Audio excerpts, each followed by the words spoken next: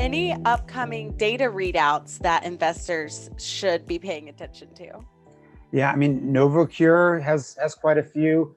This is a really interesting company. They have a device that basically puts electric fields into your body near the tumor. So it's a cancer drug, cancer play. And so they put these electric fields near the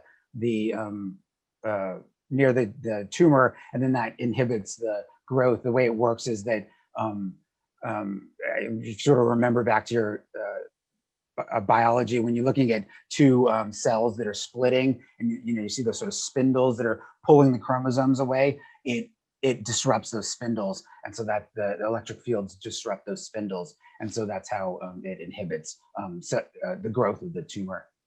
They've had really good success in brain cancer, and so they're expanding into other markets. They have quite a few phase 3 clinical trials that are running right now. They're set up to have interim results this year, and then final results later. So the interim results will be either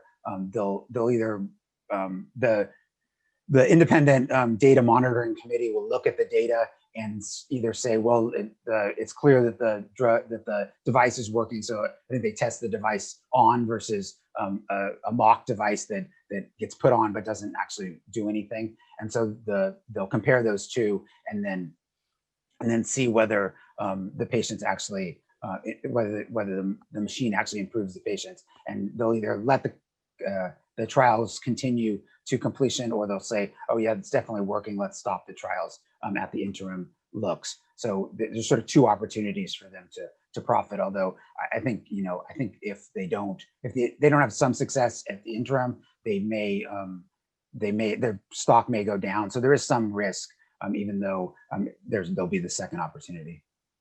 Yeah, it's a really interesting technology, tumor treating fields. Do you think this is something that's supplemental to the standard of care for cancer patients, or would it replace something like chemotherapy or radiation? No, I think they probably not radiation so much, but chemotherapy and also direct targeted therapies.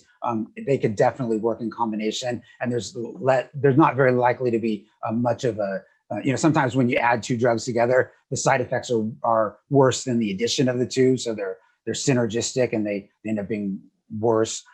Where I think the tumor treating fields, the side effects are pretty minor. They tend to mostly be skin issues versus chemotherapy is all internal. So I think that they're definitely testing them in combination. And I think that's the way to go. And that also reduces their risk in terms of sales, because they don't have to compete against another drug. They're just adding on to the drugs.